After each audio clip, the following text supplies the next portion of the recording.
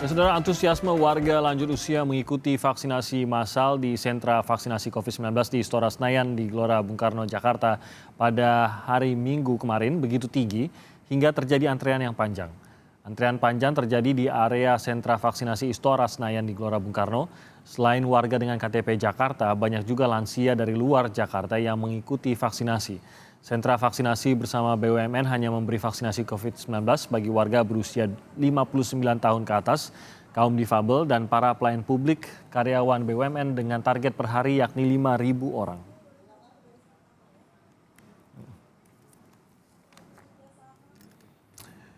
Ya, saudara, sayang sekali memang tadi Pak Maksi sudah menyatakan bahwa ada agenda dengan Menteri Kesehatan pada pukul 8 dan ternyata Wali Kota Depok Pak Muhammad Idris juga harus melanjutkan agendanya, sehingga kita masih ada Pak Triunis yang tersambung bersama kami. Pak Triunis, terima kasih sudah masih bersama kami pada dialog ini. Pak Triunis, tadi kita sudah mendengar ada beberapa hal yang tadi sudah diungkapkan Pak Maksi dan juga oleh Pak Wali Kota. Nah, targetnya memang 1,5 juta bahkan. Menurut Anda apakah ini masih terlalu terlalu berangan-angan begitu mencapai 1,5 juta?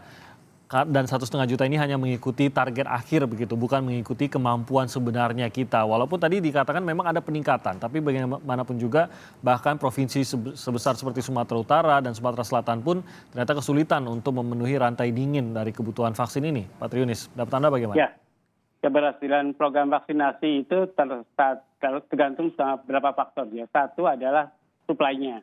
Jadi tadi suplai yang terbanyak akan April sampai Juli begitu.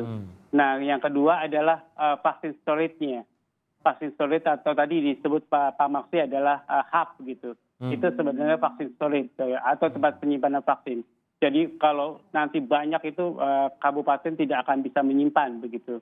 Yeah. Jadi harus dipastikan mereka bisa menyimpan begitu vaksinnya dan akan melibatkan swasta katanya. Yang ketiga adalah pelayan pemberian atau provider. Jadi providernya harus siap. Jadi jumlahnya harus cukup, kualitasnya harus baik begitu. Jadi dalam pelayanan kesehatan, dalam pelayanan imunisasi, provider itu memegang peranan. Yang terakhir yang sulit ini adalah faktor klien atau masyarakatnya begitu. Masyarakat ada 3 faktor yang mempengaruhi masyarakat apakah akan berpartisipasi dalam program imunisasi ini begitu.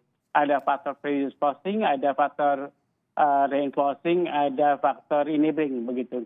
Kalau dalam teori perilaku begitu. Jadi masyarakat belum tentu mau 182 juta itu targetnya mau semuanya diimunisasi begitu, Mas. Oke, kalau saat ini kan antusiasme masih tinggi, tapi di sisi lain yang bisa menerima vaksin memang masih kecil lah angkanya dibandingkan dengan angka target begitu. Kalau ini nanti angkanya sudah vaksinasinya sudah terbuka untuk masyarakat yang lebih luas lagi, menurut Anda apakah baru akan terlihat penolakan ataupun itu pihak-pihak yang tidak ingin divaksin begitu, Pak Triunis? Jadi kalau saya lihat target pertama saja pelayanan kesehatan yang 3 juta sekian, 3,6 gitu. Yang tersuntik adalah 3,2 begitu. Jadi ada 200.000 orang tidak mau divaksinasi. Itu petugas kesehatan begitu. Itu baru petugas kesehatan. Kemudian kalau kita melihat target lainnya, pasti akan ada kelompok-kelompok yang tidak mau divaksinasi. Jadi mari kita hitung kemudian apakah 182 juta itu akan mau semuanya divaksinasi, saya sanksi begitu. Pasti sekitar 10%-nya atau 20%-nya akan menolak atau bahkan lebih begitu, Mas Timothy.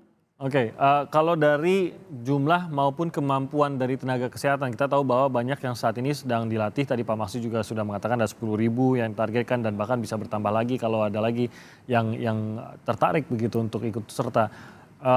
Kemampuannya ini kan sering menjadi pertanyaan, sama tidak antara yang satu dengan yang lainnya? Apakah ini juga harus menjadi kekhawatiran bagi masyarakat? Ya, tadi kalau segi provider itu harus dipastikan jumlahnya harus cukup, maka pelatihan itu harus memenuhi jumlahnya. Kemudian kualitasnya begitu. Kualitasnya vaksinasi bukan sekedar memberikan vaksin kepada orang gitu. Jadi harus ada penjelasan, harus berhati-hati atau kualitasnya harus baik. Nah, kalau tidak nanti yang keduanya atau vaksinasi yang kedua kan vaksin ini diberikan 2 kali ya. Dan vaksin 1 mungkin berhasil, vaksin 2-nya turun.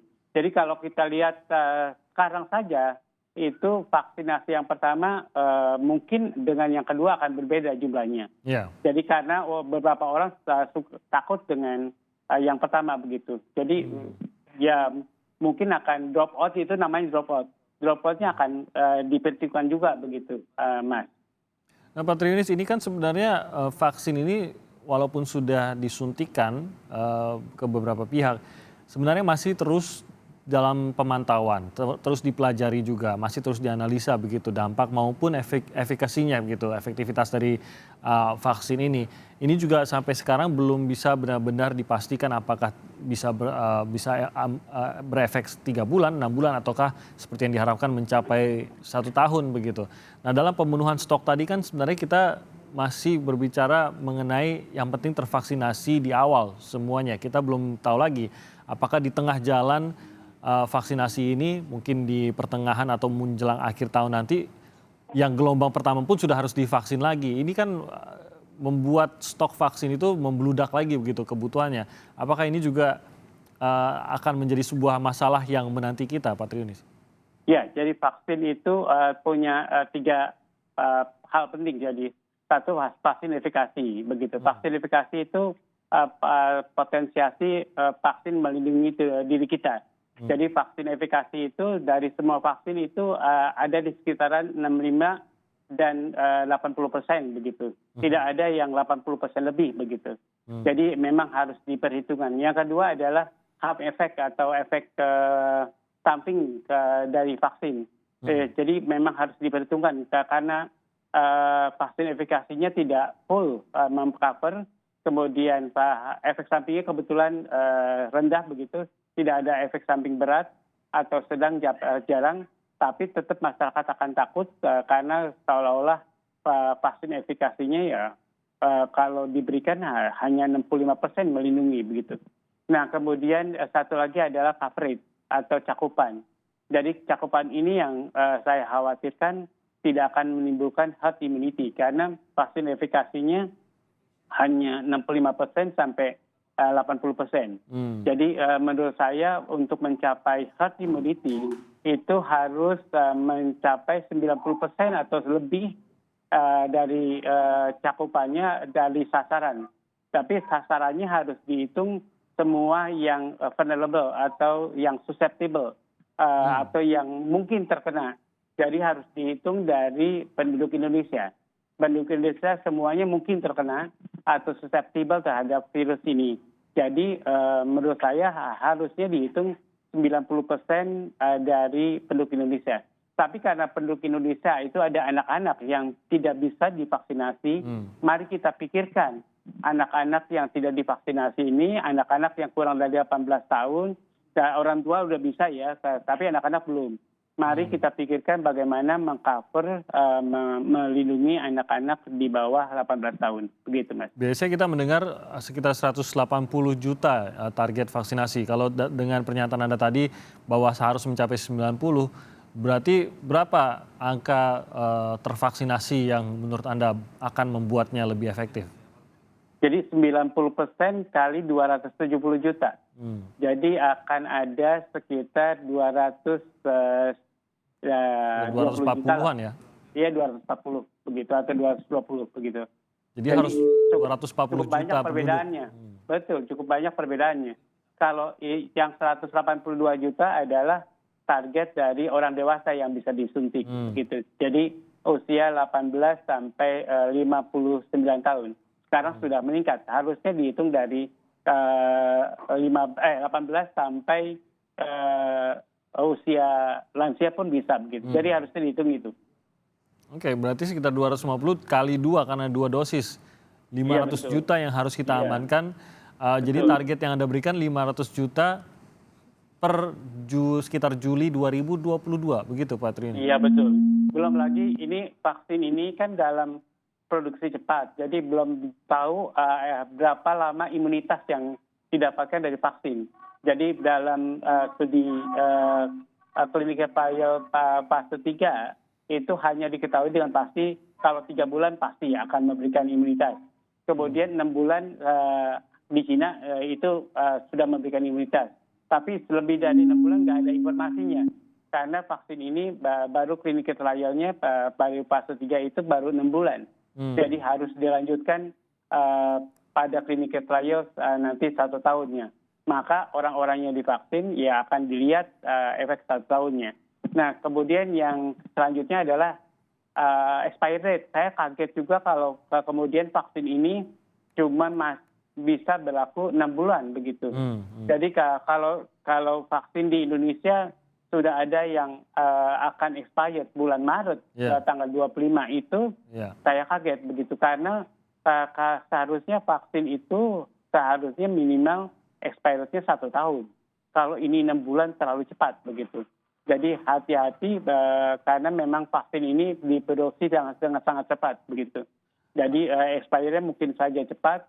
Kemudian pemerintah harus hati-hati membeli vaksinnya. Kalau dikirim vaksin dengan dari negara penghasil, dan dipastikan kalau vaksin itu punya masa berlaku 6 bulan begitu atau 5 bulan paling tidak begitu. Untuk masyarakat apakah karena kita tidak pernah tahu, mungkin bukan bermaksud buruk tapi ada kelengahan begitu, mungkin tidak diperiksa tanggal kedaluarsanya pada saat dilakukan vaksinasi. Apakah Anda menyarankan bagi masyarakat untuk mereka yang akan menerima vaksin ini untuk memeriksa sendiri vial yang akan disuntikan kepada mereka kah atau bagaimana Pak Triunis untuk menghindari itu tadi menerima vaksin yang sudah tidak mungkin efikasinya berkurang? Apakah efikasinya berkurang saja atau membahayakan, saya nggak tahu. Mungkin Pak Triunis bisa menjelaskan juga.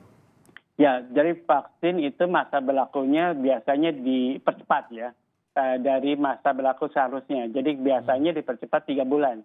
Jadi kalau sekarang 25 Maret, ya itu harusnya 25 Maret Juni begitu, Juni 2021 begitu. Tapi diambil amannya dimajukan lah begitu ya ditulisnya. Paling tidak vaksin efikasinya akan menurun begitu. Apakah itu jadi 0 ataukah 20%, 30%, 40% itu tergantung masa berlakunya. Biasanya sudah menurun.